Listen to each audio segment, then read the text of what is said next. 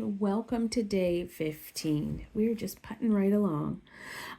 Let's see what today's card is. Today's card is Father Christmas. So it's very interesting because in traditional tarot, this would be the Hermit, right? Um, and the Hermit or Father Christmas, they both tell us that this is a time for introspection. Now, the Hermit is the card of the year for 2025. So I want you to remember that, right? It's time for solitude. It's time to take some of that. So can you take some of that for yourself today? Take some solitude. Take some time for introspection. Maybe meditate or go for a nature bath. I heard that term yesterday, which is like a walk in the woods. But Martha Stewart highly recommends it.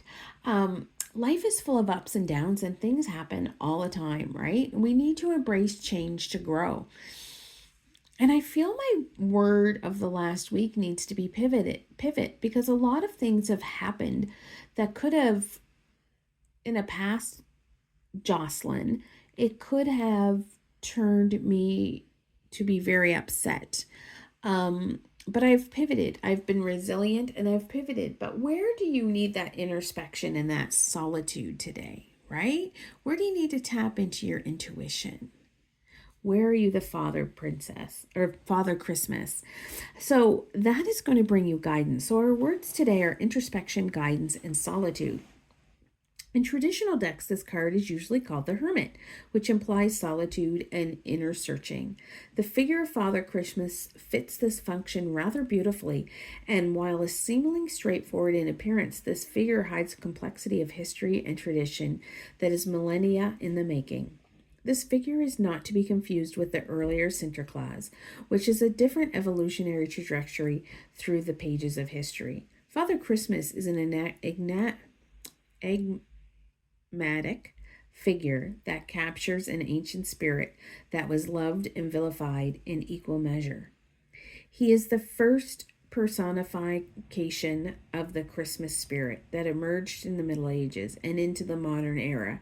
This same spirit can be seen in numerous European legends under the innumerable names, but Father Christmas arose as a reactionary figure in the 16th century England.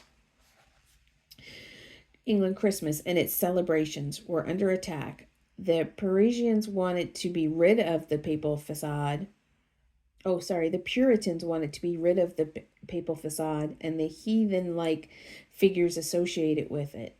He had little to do with children being an altogether adult character, but much to the dismay of the church, he crossed the borders and challenged the norm.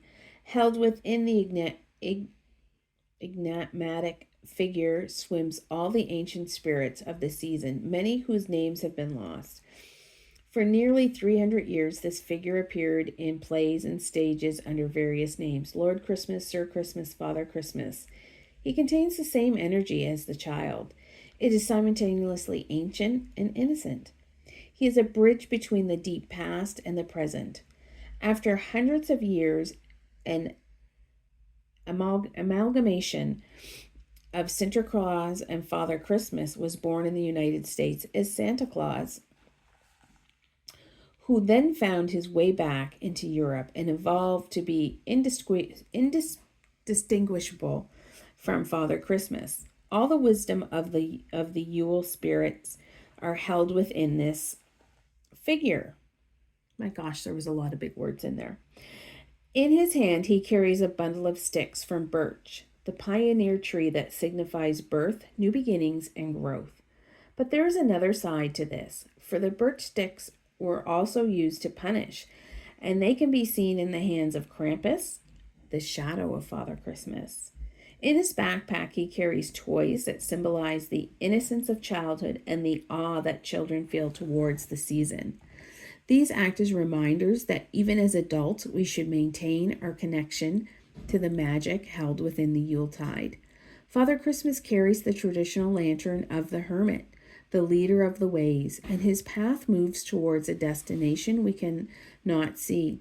He walks alone, and yet he is not lonely, for he contains the essence of all, that was and all that will be. Sometimes we need time out to reflect and engage in introspection, to reassess our journey and what destination it is that we truly speak.